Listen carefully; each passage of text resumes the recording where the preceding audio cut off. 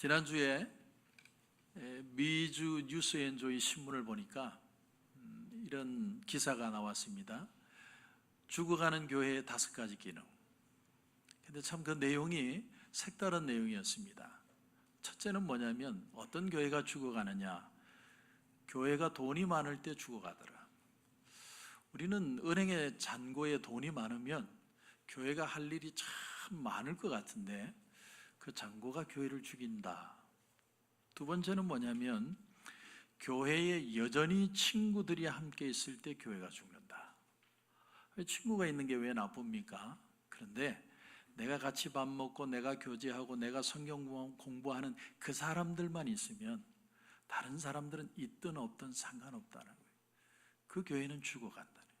세 번째, 여전히 방문객이 교회를 방문할 때 교회가 죽는다. 아니, 새가족들이 교회를 오면 좋지 왜 죽습니까? 그런데 한 번 오고는 다시 오지 않는 교회, 그냥 가는 교회, 그런 교회는 죽는다. 네 번째는 선교 헌금이 풍성한 교회가 죽는다. 이것도 의외였습니다.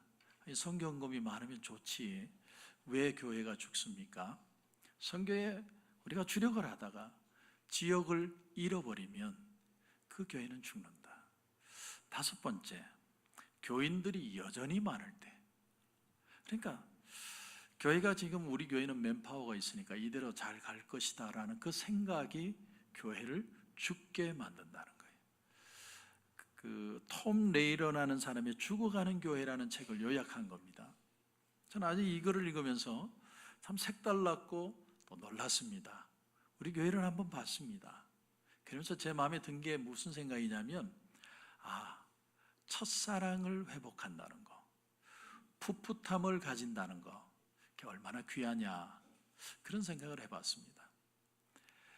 오늘은 어버이 주일이죠. 마더스데이라고 그럽니다. 부모님에 대한 사랑이라는 게 여러분 뭡니까? 지난 금요일 저녁에도 새벽에도 제가 말씀을 드렸지만 곽선희 목사님의 설교지를 보면 이런 얘기가 나옵니다.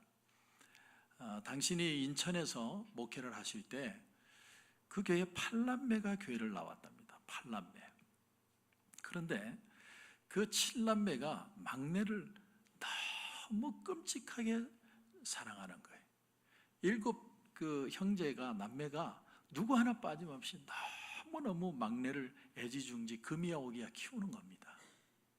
그래서 목사님이 물었대요. 도대체 왜 그렇게 애지중지하냐 물어봤더니 어머님이 늦은 나이에 8째가 들어섰는데 늦은 나이에 아이를 뵈다 보니까 난산으로 돌아가셨대요. 돌아가시면서 하는 말이 내 대신 이 아이를 잘 키워야 된다. 그런데 내가 키운다고 생각하고 키워라. 그 말을 듣고 이 7남매가 정말 어머니가 생각날 때마다 이 아이를 잘해주는 겁니다. 그러니까 아이 보고 어머니 생각하고 어머니 생각나면 아이 보고, 그러니까 어머니는 돌아가신 게 아니라 그 막내 속에 살아있는 거죠.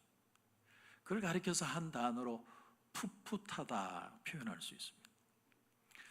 우리가 한 교회에 이렇게 공동체로 섬기고 있는데 어떤 분에게든 따뜻한 마음을 가지고 교회가 신앙적인 교회라는 건 뭘 뜻하느냐? 우리 친구끼리, 내가 친한 사람끼리만이 아니라 저 사람도 예수님이 십자가에서 위에 죽으셨다는 걸 받아들일 수 있는 것. 사람은 미운 짓이 더 먼저 눈에 들어옵니다. 항상 그래요. 그런데 그 미운 사람을 덮고 있는 주님의 사랑을 볼 수 있다면 그 교회는 풋풋하다라고 표현할 수 있습니다.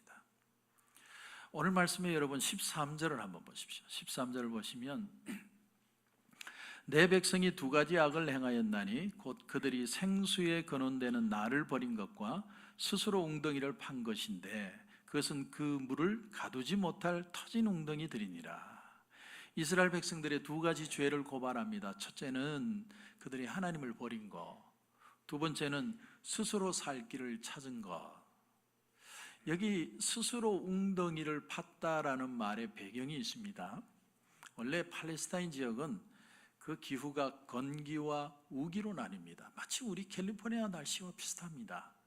그래서 우기 때는 비가 오지만 건기 때는 비 한 방울 내리지 않습니다. 그래서 비가 올 때 큰 구덩이를 파고 거기에 진흙을 바르든지 석회를 발라서 물을 받아둡니다. 그 물을 받는 큰 구덩이, 탱크를 시스턴이라고 합니다. 그 시스턴을 웅덩이라고 표현을 한 거죠. 그런데 캘리포니아도 지진이 많이 일어나지만 역시나 팔레스타인 땅도 지진이 자주 일어납니다. 근데 큰 웅덩이를 팠는데 물을 받아뒀는데 지진이 나면 집안이 흔들리면서 그 웅덩이가 깨지는 거예요. 웅덩이가 깨지면 받아뒀던 물이 다 빠져나가는 거죠. 그 배경을 두고 말을 하는 겁니다. 하나님은 우리 인간이 하나님을 떠날 때 한마디로 우리 인생에 구멍이 난다, 이 표현을 하시는 겁니다. 신앙의 이치라는 것은 간단한 겁니다. 우리가 생명의 근원이신 하나님을 만나지 못하면 대신에 하나님 대신에 그 무엇을 찾게 되어 있다라는 거예요. 파스칼이 그런 말을 했습니다. 우리 인간 속에는 하나님이 거하셔야 될 공간이 있다. 근데 그 공간에 하나님이 계시지 않으면 사람은 끊임없이 찾는 거예요. 왜냐하면 그대로 두면 마음의 공허함과 외로움과 두려움들이 찾아오기 때문에 어떻게 해서든 그 공간을 찾으려고 하는 거예요. 그런데 그 하나님을 대신하려고 하는 모든 것이 우상이라는 겁니다. 하나님이 생수의 근원인데 생수의 근원이라는 건 모든 것의 시작점이라는 거예요. 즐거운 것도 기쁜 것도 행복한 것도 다 하나님이 근원이라는 겁니다. 근데 하나님을 찾지 않으니까 대신 무엇을 구했느냐? 오늘 말씀을 다시 보면 스스로라는 말이 나옵니다. 스스로.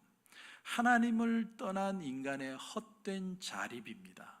내가 스스로 서보는 거죠. 내가 열심히 웅덩이를 팠는데 그 웅덩이가 터진, 깨진 웅덩이라는 거예요. 웅덩이가 깨졌기 때문에 열심히 일도 하고 일이 되게 하려고 그렇게 열심히 쫓아다니는데 웅덩이가 그것을 감당치 못하니까 돈을 벌고 벌어도 부족하고 먹고 먹어도 배고프고 얻고 얻어도 불만이 있고. 왜? 터진 웅덩이니까. 이 인간의 적나라한 모습을 표현하는 겁니다. 예수님 말씀에 너희가 거듭나지 아니하면 하나님 나라를 볼 수 없느니라. 이것은 그 근본의 중심적인 변화를 말합니다. 이 말은 사람의 노력으로 이루어질 수 있는 게 아니라는 거예요. 사람이 거듭나려고 내가 개가천선하려고 내가 착해지려고 노력을 하는 것이 아니라 예수님을 통해서 주어지는 것이다라는 거예요. 그래서 주님이 뭐라고 그러십니까? 나를 믿는 자는 그 배에서 생수의 강이 흘러나리라. 그 말씀을 하시기 바로 직전에 이 물을 먹는 자마다 다시 목마르려니와 내가 주는 물을 먹는 자는 영원히 목마르지 아니하리라. 그러니까 이 물웅덩이가 지금 터진 거예요. 물 밑빠진 독입니다. 아무리 부어도 아무리 애써도 아무리 노력해도 깨진 웅덩이라서 채워지지 않는 마음의 가람이 있어요. 아무리 열심히 개혁하고 아무리 애를 써도 사람이 착해지는 데는 한계가 있어요. 아무리 채워도 돈을 버는데 한계가 있어요. 김진홍 목사님이 청계천에 그 빈민들가에 들어가서 이제 열심히 목회를 하시다가 나라에서 간척한 땅을 그냥 공짜로 줬습니다. 무상으로. 거기에 가서 집 짓고 살아라. 그래서 그 청계천에 있던 빈민들이 전부 남양만으로 가서 이제 집을 지은 겁니다. 똑같이 땅을 줬답니다. 국가로부터 한 사람도 빠짐없이 똑같이 줬어요. 그런데 1년이 지나고 2년이 지나고 3년이 지나가는데 처음에는 똑같이 땅을 줬는데 아니 어떤 사람은 뿔리고 어떤 사람은 줄이고 어떤 사람은 난리더랍니다. 아무리 공평하게 대우를 해주려고 해도 사람들의 결과가 공평해지지 않더래요. 김진홍 목사님이 그 순간까지 어떻게 생각했냐면, 사람은 계속 바꾸려 하면 바꿔질 수 있다고 생각했대요. 그러나 그 결과를 보면서 그 이전에 갖고 있던 그 생각이 완전히 바뀌게 되었더래요. 은혜가 아니면 사람은 절대로 달라지지 않대. 신약 성경에 보면 그 복음서를 읽다 보면 세례 요한하고 예수님이 똑같은 말씀을 하셨어요. 아주 똑같은 말씀입니다. 마태복음 3장에 보면 회개하라 천국이 가까웠느니라. 세례 요한이 한 얘기죠. 근데 그 다음 장에 예수님도 똑같은 말씀을 하십니다. 회개하라 천국이 가까웠느니라. 그러니까 예수님도 세례 요한처럼 도덕적인 개혁을 외쳤다는 거예요. 오리를 가자 하는 자가 있으면 십리를 가고, 오른뺨을 때리면 왼뺨 대주고, 달라고 그러면 주고, 원수를 사랑하고, 많은 도덕적인 변화를 같이 촉구했습니다. 그런데 만일 그것만으로 하나님의 나라가 이루어질 수 있다면 사실 예수님까지 갈 필요 없죠. 세례 요한만으로도 족한 겁니다. 세례 요한도 똑같은 메시지를 전했으니까. 세례 요한이 뭐라고 그랬냐면, 도끼가 이미 나무 뿌리에 놓여져 있으니 회개하지 않는 좋은 열매를 맺지 않는 나무마다 찍어서 불에 던지우리라. 그러면서 그러므로 회개하라 천국이 가까웠느니라. 세례 요한도 똑같이 얘기했습니다. 그런데 하나님의 나라라는 것이 이런 도덕적인 개혁, 사람이 결단하고 회개하는 것만으로 안 된다는 것을 세례 요한이 직접 얘기를 합니다. 나는 너희로 회개하기 위하여 물로 세례를 주지만 내 뒤에 오시는 이는 불과 성령으로 너희에게 세례를 베푸실 것이다. 물로 세례 주는 건 회개입니다. 깨달아, 똑바로 살아, 정신을 차려. 사람들이 세례 요한의 말에 회개는 하지만 우리 인간의 의지를 근본적으로 바꿀 수 있는 것은 불과 성령의 역사가 아니면 절대로 될 수 없다. 그래서 예수님이 이 땅 위에 오신 겁니다. 내가 복음을 부끄러워하지 아니하노니 이 복음은 모든 믿는 자에게 구원을 주시는 하나님의 능력이 됨이니라. 또 그를 영접하는 자, 곧 그 이름을 믿는 자들에게는 하나님의 자녀가 되는 권세를 주셨다. 여러분, 이 같은 권세, 능력, 이런 건 단지 내가 똑바로 살겠습니다, 물세례 갖고 되는 게 아니라는 거예요. 정말 불과 성령으로 하늘로부터 나지 않으면 사람은 근본적으로 변화되지 않습니다. 오늘날 예수님을 세례 요한 차원으로 끌어내리는 사람들이 있습니다. 예수님을 개혁가, 어떤 선지자, 착하게 살면, 열심하게 살면, 성실하게 살면 다 될 것처럼 얘기를 하지만 사람은요, 불과 성령으로 거듭나지 않으면 변하지 않습니다. 여러분, 인간에게 종교가 없는 게 문제가 아닙니다. 종교는 거의 대부분의 사람들이 다 가지고 있습니다. 그런데 그들이 갖고 있는 그 종교는 예레미야가 말한 것처럼 스스로 판 터진 웅덩이라는 거예요. 스스로 웅덩이를 팝니다. 열심히 살려고 합니다. 참 착하게 살려고 하는데 그 웅덩이가 깨져버린 바람에 아무리 물을 담아도 그 물이 채워지지 않는다는 거예요. 왜 인간의 종교로 사람이 구원에 이르지 못하느냐? 인간의 종교는 깨진 웅덩이라는 거예요. 물을 부어가지고 채워줄 수 있는 게 아니고 사실은 속으로부터 생수가 흘러나와야 됩니다. 그걸 하시는 분이 예수님입니다. 나를 믿는 자는 그 배에서 생수의 강이 흘러나리라. 이건 예수님만 할 수 있는 거예요. 그래서 우리가 예수님을 믿는 겁니다. 그럼 구체적으로 어떻게 하면 다시 하나님과의 관계 회복, 참 믿는 자의 삶을 생수와 같이 내 삶이 기쁨으로 회복되는 그런 회복의 역사가 일어날 수 있느냐? 그 답이 오늘 6절입니다. 여러분 6절을 한번 보십시오. 그들이 우리를 애굽 땅에서 인도하여 내시고 광야 곧 사막과 구덩이 땅, 건조하고 사망의 그늘진 땅, 사람이 그곳으로 다니지 아니하고 그곳에 사람이 거주하지 아니하는 땅을 우리가 통과하게 하시던 여호와께서 어디 계시냐 하고 말하지 아니하였도다. 그들이, 그리고 중간을 다 빼고 뒷말을 붙이면 여호와께서 어디 계시냐 말하지 아니하였다. 다시 말하면 하나님을 찾지 않았다는 거예요. Where is he?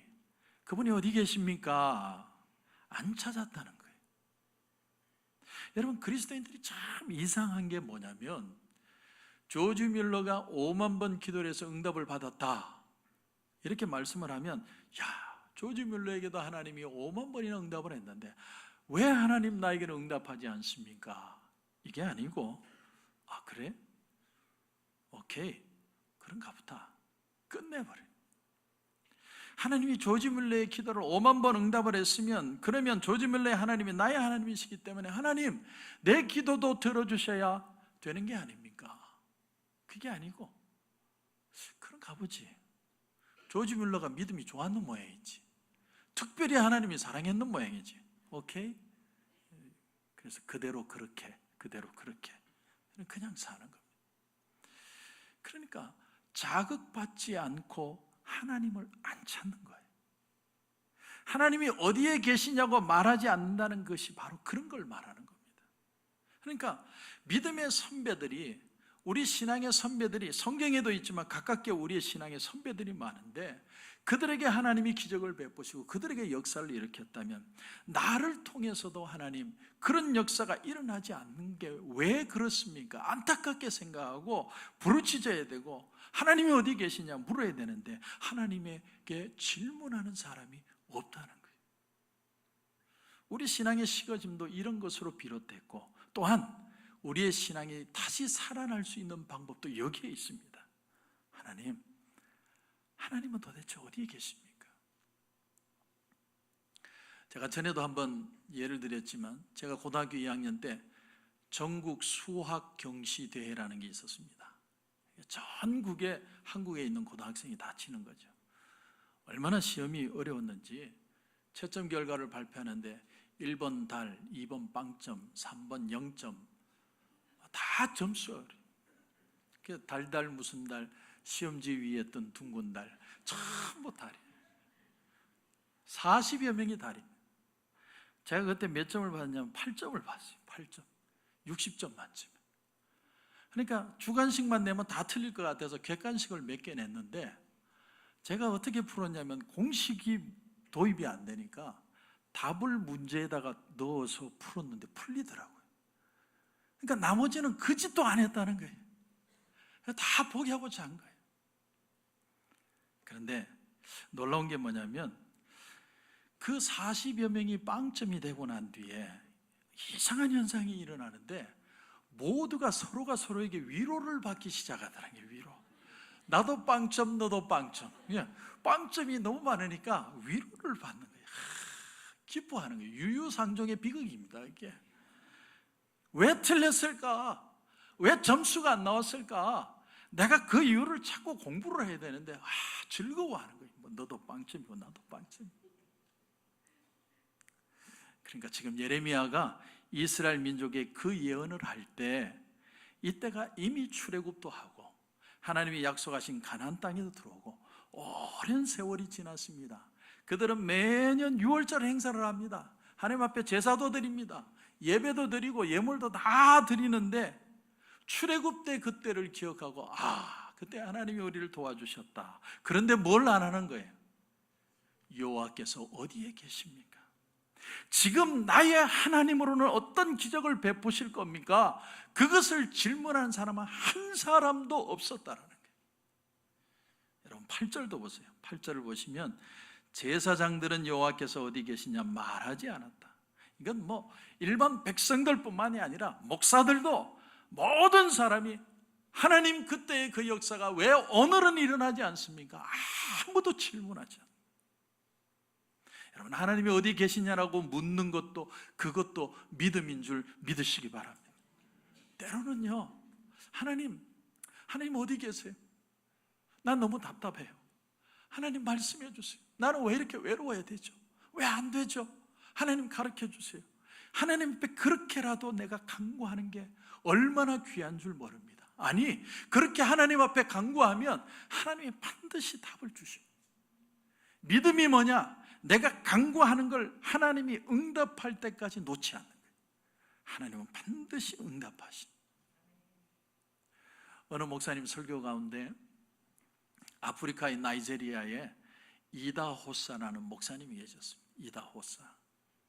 근데 이 이다호스가 소년일 때 선교사님이 와가지고 막 예수님 얘기를 하는데 예수님이 죽은 소년을 살렸다. 그 얘기를 듣는데 이다호스가 귀가 번쩍 뜨인 거예요. 그래서 물어보는 거예요. Did you raise the dead? 그러니까 이 선교사님이 하는 말이 나도 그런 기억이 없어. 나도 죽은 사람 살린 기억이 없어. 근데 이 소년은 꽂힌 거예요. 예수님이 소년을 살려냈다는 그 사실이 꽂혀가지고 믿음이 생겼습니다. 나도 한번 죽은 사람 살려야겠다. 그리고는 자전거를 타고 동네를 도는 거예요. 왜 돕니까? 죽은 사람 찾으러 도는 거예요. 아침부터. 야, 굉장하지 않습니까? 근데 하루 종일 돌았는데 죽은 사람이 하나도 없는 거예요. 근데 그날 저녁에 어느 집 앞을 가는데 마침 그날 아침에 그 집에 딸이 죽었어요. 그래서 이다호사가 들어가서 여차여차해서 내가 기도를 한번 하고 싶은데 허락해 주시겠습니까? 허락을 했어요. 열심히 기도했습니다. 기도하고 주님 일어나게 할 줄 믿습니다 하고 봤는데 그대로 있더래요.